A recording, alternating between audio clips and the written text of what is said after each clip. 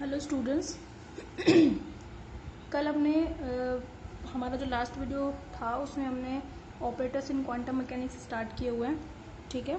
और हमने कल इंट्रोडक्शन कराया था। इंट्रोडक्शन में भी काफ़ी कुछ करा चुके थे हम ऑपरेटर्स में। तो बेसिक जो बात है इन सब बातों की जो हमने कल की थी उसमें यही इम्पॉर्टेंट है कि ऑपरेटर जो है वो एक ऐसा मैथमेटिकल ऑपरेशन होता है जिसको किसी एक फंक्शन पर अगर ऑपरेट किया जाए तो कोई और ही फंक्शन मिलता है, मतलब वो पर्टिकुलर फंक्शन ना मिल करके कोई और ही फंक्शन मिलता है। समझ में आ गई बात आपको?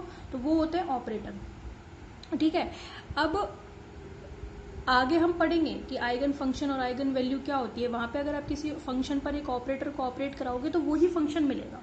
समझ में आ रही है? तो वहां हम देखेंगे कि उस फंक्शन को आइगन फंक्शन बोलेंगे, ठीक है। तो बेसिक जो डेफिनेशन है वो क्या है कि हमें एक ऑपरेटर एक ऐसी मैथमेटिकल संक्रिया होती है या ऑपरेशन होता है जिसको अगर आप किसी एक फंक्शन पर लगाते हैं तो कोई दूसरा फंक्शन मिलता है। जिसमें हमने डिफरेंशियल ऑपरेटर के बारे में देखा था कि साइन एक्स पर लगाते तो कॉस एक्स मिलता है, ठीक है।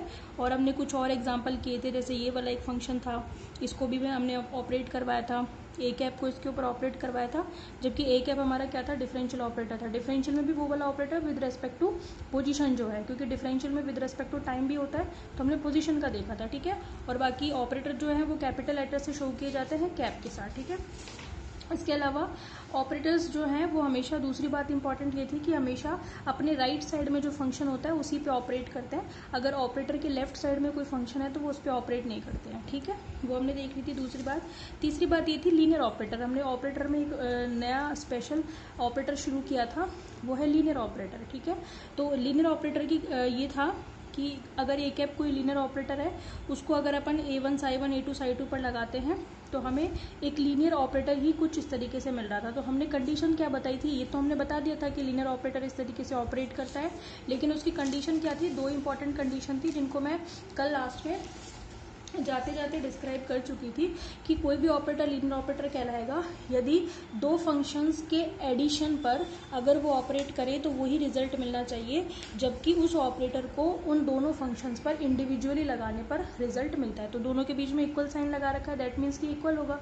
तो पहली कंडीशन तो लीनियर ऑपरेटर की ये है, ठीक है। दूसरी थी कि फंक्शन को और कांस्टेंट के ऊपर अगर कोई ऑपरेट काम करता है तो भी रिजल्ट वही मिलना चाहिए जो कि उस ऑपरेटर को उस फंक्शन पर ऑपरेट करके फिर कांस्टेंट से मल्टीप्लाई करने पे मिलना चाहिए, ठीक है। तो यहाँ तक की बात हम कर चुके थे। ये दोनों रिक्वायर्ड कंडीशन थी to define a linear operator, ठीक है। आज हम पढ़ेंगे लीनियर ऑपरेटर्स में भी कई तरीके के ऑपरेटर होते हैं, जैसे एडिटिव ऑपरेटर है, ठीक है। इसके अलावा आपका जो है एक तो एडिटिव है और एक आपका सब्ट्रैक्शन ऑपरेटर है, मल्टीप्लिकेटिव ऑपरेटर है, यूनिट ऑपरेटर है, नल ऑपरेटर है। तो इस पर ये सारे ऑपरेटर कौन से होते हैं? लीनियर ऑपरेटर, मतलब ये लीनियरली ऑपरेट करते हैं, एक रैखिक रूप पे ऑपरेट करते हैं, है ना। तो इनको लीनियर ऑपरेटर या रैखिक संकारक कहते हैं। तो हम इनको एक एक करके पढ़ेंगे और साथ के साथ इनके कुछ अगर ये अलग से रूल फॉलो करते हैं तो उनके बारे में भी बात करते चलेंगे, ठीक है। तो आपका लीनियर ऑपरेटर में नेक्स्ट ऑपरेटर जो है वो है आपका एडिटिव ऑपरेटर, ठीक है। तो आप इसमें एक तरीके से कैपिटल ए नंबर डाल लीजिए, एडिटिव ऑपरेटर, या फिर हम इसे बोलते हैं योज्य संकारक। योज्य मतलब ऐड करना, ठीक है। तो अगर कोई दो ऑपरेटर है आपके पास, ए कैप और दूसरा ऑपरेटर है बी कैप, ठीक है। और ये दोनों ही कैसे ऑपरेटर है? ए और बी दोनों ही कैसे हैं? लीनियर ऑपरेटर हैं। क्योंकि मैं आपसे बोल रही हूं कि ए और बी जो हैं वो दोनों कैसे ऑपरेटर हैं? लीनियर ऑपरेटर हैं। तो इनका एडिशन है ना, देन एडिशन ए कैप प्लस बी कैप, यानी कि इन दोनों ऑपरेटर का जो एडिशन होगा ए कैप प्लस बी कैप, वो भी क्या होगा? एक लीनियर ऑपरेटर होगा। तो योज्य संकारक की परिभाषा क्या हो गई कि अगर दो कोई ऑपरेटर या संकारक ए कैप और बी कैप है, वो दोनों अलग अलग लीनियर ऑपरेटर है, तो उनका जो एडिशन होगा ए कैप प्लस बी कैप वो भी एक लीनियर ऑपरेटर होगा या रैखिक संकारक होगा। समझ में आ गई? यानी कि ए कैप अगर किसी फंक्शन पर काम करता है, ठीक है, और बी कैप क्या कर रहा है? वो भी उसी फंक्शन पर काम करता है, तो हम इनको ऐसे भी लिख सकते हैं ए कैप प्लस बी कैप और साइन। बात समझ में आ गई आपको?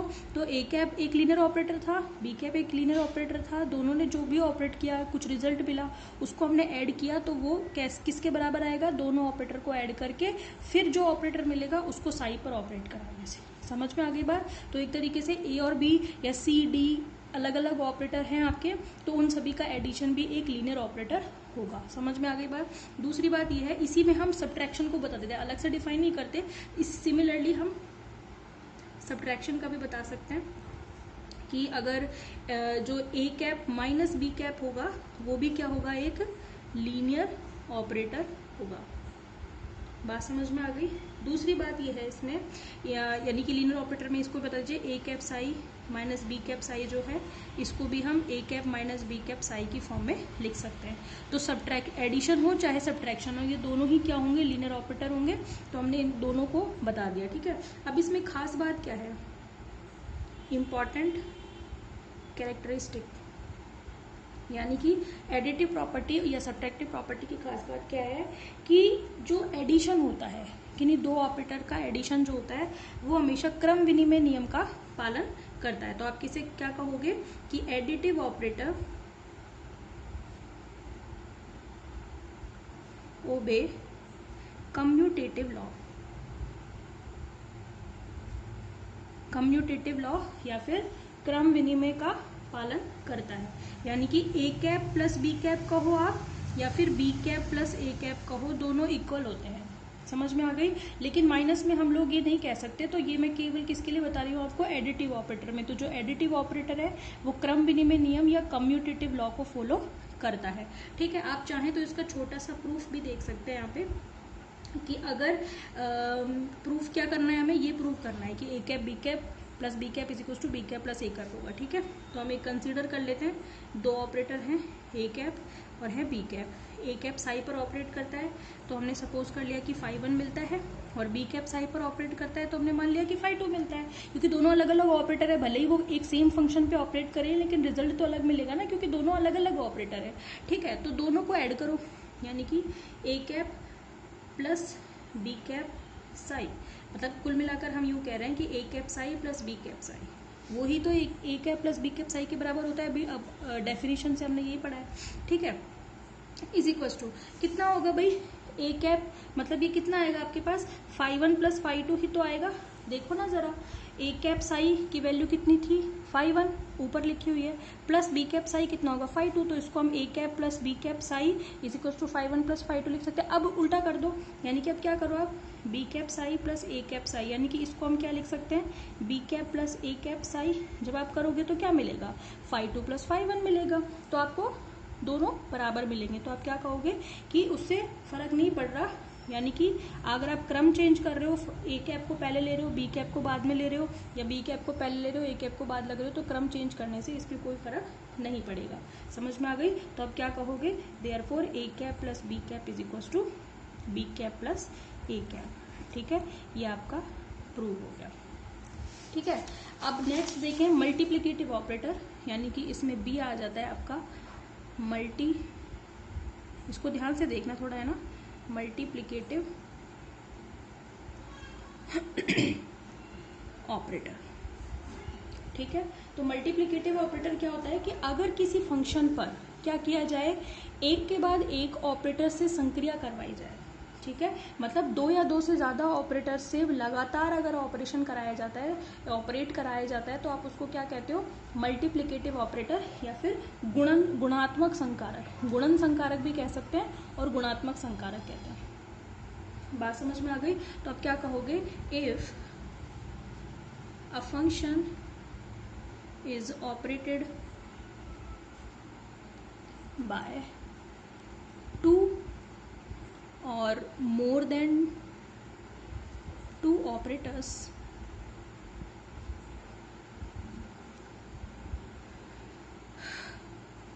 ठीक है, ठीक है, कंसिक्यूटिवली, यानी कि लगातार, ठीक है। Then if a function is operated by 2 or more operator, 2 or more than operators consecutively, then operator is called multiplicative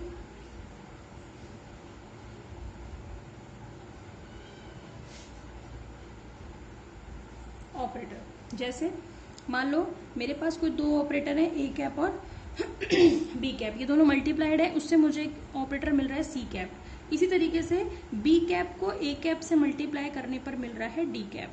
ठीक है, मैं आपको आगे बताऊंगी कि मल्टीप्लिकेटिव ऑपरेटर क्रम विनिमय नियम का पालन नहीं करता। अच्छा, इसमें एक चीज रह गई आपकी, पहली कैरेक्टरिस्टिक तो ये हो गई कि ये क्रम विनिमय नियम का पालन करता है। दूसरी क्या होती है कि ये साहचर्य नियम का भी पालन करता है। साहचर्य रह गया अपना, साहचर्य मतलब एसोसिएटिव लॉ, एसोसिएटिव लॉ, यानी कि आप कैसे लिख सकते हो, A cap plus B cap plus C cap is equal to A cap plus B cap plus C cap. तो साहचर्य नियम या एसोसिएटिव लॉ में ब्रैकेट ही तो चेंज होते हैं, ये A cap plus B cap है, फिर वो बाद में शिफ्ट हो जाता है bracket B cap plus C cap. तो एक तरीके से एडिटिव ऑपरेटर दो नियम फॉलो करता है, कम्यूटेटिव लॉ और एसोसिएटिव लॉ। ठीक है भाई। अच्छा, मल्टीप्लिकेटिव ऑपरेटर की बात कर रहे हैं, मतलब अगर किसी फंक्शन पर क्या किया जाए, एक के बाद एक दो या दो से ज्यादा ऑपरेटर्स से ऑपरेट करवाया जाए, ठीक है, तो वो क्या कहलाता है आपका मल्टीप्लिकेटिव ऑपरेटर। जैसे सी कैप जो है वो दो ऑपरेटर्स के मल्टीप्लिकेशन से मिला है, किस से, ए और बी को मल्टीप्लाई करने से मिला है। ठीक है, तो मैं सी कैप को अगर साई पर ऑपरेट कराती हूँ, इसका मतलब मैं किस को ऑपरेट करा रही हूँ, ए कैप बी कैप को साई पर ऑपरेट करा रही हूँ, क्योंकि सी कैप की वैल्यू किसके बराबर है, ए कैप बी कैप के बराबर है। ठीक है, बात समझ में आ रही है। अब आप मेरी बात ध्यान से सुनना, जब किसी फंक्शन पर दो या दो से ज्यादा ऑपरेटर्स को ऑपरेट किया जाता है तो उनको ऑपरेट करने का क्रम क्या होता है, क्रम होता है राइट टू लेफ्ट। समझ में आ रही है, यानी कि सबसे पहले फंक्शन के जो सबसे पास में जो ऑपरेटर होगा वो ऑपरेट करेगा, यानी कि हम इसको कैसे लिखेंगे, ए कैप बी कैप साई, फिर इससे जो मिलेगा बी कैप साई को ऑपरेट कराने से जो मिलेगा उस फंक्शन पर कौन ऑपरेट करेगा, ए कैप। बात समझ में आ रही है आपको। तो मैंने सी कैप को साई पर ऑपरेट कराया, क्योंकि सी कैप दो ऑपरेटर्स के मल्टीप्लिकेशन के बराबर था, तो मैंने ए कैप बी कैप साई लिख दिया। अब साई पर दो ऑपरेटर काम कर रहे हैं, तो आपको ये समझना पड़ेगा कि किसको पहले ऑपरेट कराना है। तो जो फंक्शन के सबसे पास में ऑपरेटर है, यानी कि बी कैप, उससे आप पहले ऑपरेट कराओगे, फिर जो बी कैप साई मिलेगा उससे आंसर जो मिलेगा उस पर किसको ऑपरेट कराएंगे, ए कैप को। यानी कि ऑपरेट करने का क्रम क्या होगा, राइट टू लेफ्ट। बात समझ में आ गई आपको। अगर और भी ऑपरेटर होते, मान लो दो तीन ऑपरेटर और होते, तो इसी क्रम में हम करते जाते। समझ में आ गई बात आपको। तो मान लो कि बी कैप को साई पर ऑपरेट कराने पर मुझे मिल गया फाई, समझ में आ गई। फिर फाई पर कौन ऑपरेट करेगा, ए कैप। तो मैंने मान लिया कि इससे मुझे मिल गया मान लो कुछ भी, चलो एफ मान लो, है ना, तो मुझे एक तीसरा फंक्शन मिल गया। समझ में आ गई। तो मैंने साई पर ऑपरेट कराया पहले बी कैप को, उससे मुझे मिला फाई, फिर जो फाई आया उस पर किसने ऑपरेट करा, ए कैप ने ऑपरेट किया, उससे मुझे मिला एफ। बात समझ में आ गई। इस तरीके से ये चीज़ें जो है ऑपरेट करती हैं। दूसरी बात ये है कि जो मल्टीप्लिकेटिव ऑपरेटर, मतलब इसकी कैरेक्टरिस्टिक क्या हो गई कि मल्टीप्लिकेटिव ऑपरेटर क्रम विनिमय नियम का पालन नहीं करते। जैसे अभी तो मैंने इसके लिए बता दिया, अभी मैं आपको बताऊंगी डी कैप के लिए। मतलब अगर मैं क्रम चेंज कर दूंगी बी कैप ए कैप का, तो आंसर सेम नहीं मिलेंगे। ठीक है, तो आप देखेंगे कैरेक्टरिस्टिक क्या हो गई, multiplicative operator does not follow the commutative law, यानी कि क्रम विनिमय नियम का पालन नहीं करते। ठीक है, जैसे अगर मैं डी कैप को साई पर ऑपरेट कराऊं, ठीक है, डी कैप को मतलब बी कैप ए कैप को, यानी कि बी कैप ए कैप को साई पर कराऊं, इसका मतलब पहले कौन ऑपरेट करेगा, पहले ए कैप करेगा। समझ में आ गई, कहाँ जाना है मुझे, राइट टू लेफ्ट। तो b cap a cap psi, तो ए कैप को साई से, अच्छा यहाँ पे बता देना आप, वेयर बी कैप जो है वो साई पर ऑपरेट करने पर मिल रहा था फाई, और ए कैप को फाई पर ऑपरेट करने पर मिल रहा है एफ। ठीक है, अब ए कैप जो है वो साई पर ऑपरेट करके एफ या फाई थोड़ी देगा, क्योंकि बी कैप साई पर ऑपरेट करके फाई दे रहा था, तो ए कैप साई पर ऑपरेट करके कुछ और देगा। पहले तो ए कैप ने फाई पर ऑपरेट किया था, तो हमने कहा था कि एफ मिल रहा है, लेकिन अब हमें नहीं पता ए कैप को साई पर ऑपरेट करने पर जरूरी थोड़ी ना कि फाई ही मिले, क्योंकि ये दूसरा ऑपरेटर है। तो मैंने मान लिया कि बी कैप जो है वो साई, बी कैप तो है ही, ए कैप साई पर ऑपरेट करने पर मिल रहा है हमें फाई वन, फाई की जगह पर क्या मिल रहा है, फाई वन, फिर बी कैप फाई वन पर कर रहा है तो एफ वन मिल रहा है। तो आप यहाँ पे बता देना वेयर क्या A cap psi is equal to phi one, और बी कैप फाई वन तो पता ही चल रहा है कि वो एफ वन के बराबर। समझ में आ गई। तो क्या ये इक्वेशन वन क्या इस इक्वेशन टू के बराबर है, क्या एफ वन के बराबर होगा, क्या नहीं है। समझ में आ गई। तो इससे क्या सिद्ध हो रहा है कि मल्टीप्लिकेटिव ऑपरेटर या गुणात्मक संकारक क्रम विनिमय नियम का पालन नहीं करता। बात समझ में आ गई? सीधी सीधी सी बात है। मल्टीप्लिकेटिव ऑपरेटर वो होंगे जिसमें दो या दो से ज़्यादा ऑपरेटर एक साथ ऑपरेट करेंगे। तो सबसे पहले आप क्या करोगे, फंक्शन के सबसे पास वाले ऑपरेटर को ऑपरेट कराओगे, फिर लेफ्ट साइड में जाते जाओगे, यानी कि right to left operators operate करते हैं। समझ में आ गई? दूसरी बात यह है कि अगर आप क्रम बदल दोगे, यानी कि जो दो या दो से ज़्यादा ऑपरेटर्स आपस में मल्टीप्लाइड हैं उनका क्रम अगर बदल दोगे, पहले को बाद में दूसरे को पहले कर दोगे, तो आंसर सेम नहीं आता है, मतलब क्रम विनिमय नियम का पालन नहीं करता। तो आप क्या कह दोगे, देयरफॉर कि जो ए कैप बी कैप है वो किसके बराबर नहीं होगा, बी कैप ए कैप के बराबर नहीं होगा। मतलब क्या होगा, मतलब f is not equal to F1। समझ में आ गई बात आपको? क्योंकि ऑपरेट कराने पर मुझे F और F1 मिल रहे हैं तो वो बराबर नहीं है। ठीक है, तो ये तो इसका रिजल्ट है। बाकी मेन रिजल्ट क्या है, मेन रिजल्ट ये है कि वो कम्यूटेटिव लॉ को फॉलो नहीं करता। बात समझ में आ गई? अब इसमें सी देखिए आप, यूनिट ऑपरेटर। यूनिट नाम से पता चल रहा है वो ऑपरेटर जिसकी वैल्यू 1 हो वो कौन सा ऑपरेटर कहलाएगा, यूनिट ऑपरेटर। ठीक है, यूनिट ऑपरेटर को शो किया जाता है आई कैप से, जिसको आप मैथमेटिक्स में आइडेंटिटी ऑपरेटर, आइडेंटिटी पढ़ते हो ना, तत्समक अवयव, सॉरी तत्समक ही बोलते हैं आई थिंक आइडेंटिटी को। ठीक है, तो ये आइडेंटिटी ऑपरेटर होता है एक तरीके से, वहां पे वो आइडेंटिटी संक्रिया होती है। ये क्या है आपकी, यूनिट ऑपरेटर। ठीक है, काम वही है बेसिकली। ठीक है, अलग नहीं है। तो इकाई संकारक वो संकारक होता है जिसकी अगर संक्रिया किसी फलन पर कराई जाए तो उस फलन में कोई फर्क नहीं पड़ता।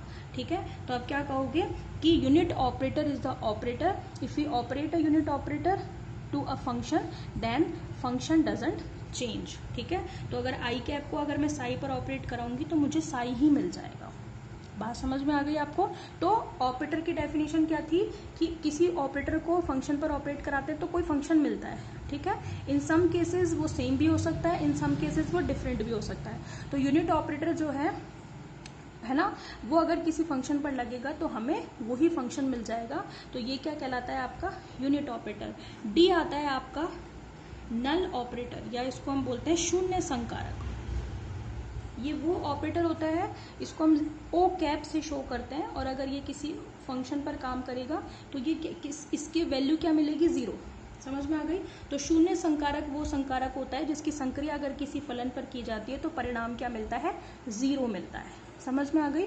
यूनिट ऑपरेटर से तो परिणाम मिलेगा वो खुद फंक्शन, लेकिन नल ऑपरेटर को किसी ऑपरेटर पे ऑपरेट कराओगे तो फंक्शन तो मिलता है दरअसल, लेकिन वो 0 से मल्टीप्लाई होकर 0 हो जाता है। बात समझ में आ गई? लेकिन यूनिट ऑपरेटर मतलब आइडेंटिटी ऑपरेटर, मतलब इकाई संकारक को अगर किसी फंक्शन पर ऑपरेट करवाते हैं तो वैल्यू दरअसल मिल तो रही है पर वो 1 मिल रही है, तो 1 को साई से मल्टीप्लाई करोगे तो वो साई ही मिल रहा है। बात समझ में आ गई? तो हमने ऑपरेटर्स जितने भी तरीके के हो सकते थे वो पढ़ लिए। आगे और भी तरीके के ऑपरेटर आएंगे, conjugate operator, Hermitian operator, adjoint operator. ठीक है, वो सारे हम एक एक करके धीरे धीरे जैसे जैसे आते जाएंगे। तो मेन बेसिक ऑपरेटर्स जो है वो यही थे, एडिटिव ऑपरेटर, उसमें आपके सब्ट्रैक्टिव, उसमें आ गया आपका मल्टीप्लिकेटिव, फिर यूनिट ऑपरेटर और फिर नल ऑपरेटर। समझ में आ गई बात आपको? तो ये आपकी बेसिक टर्मिनोलॉजी है, इसको भी क्लियर करते चलिए। पेपर में भी शॉर्ट नोट में पूछ लेते हैं, बाकी ये बड़े क्वेश्चंस में काम आते हैं, ये सारी की सारी चीजें जो है आगे जाकर के आपके काम आएगी। ठीक है, ओके, थैंक यू।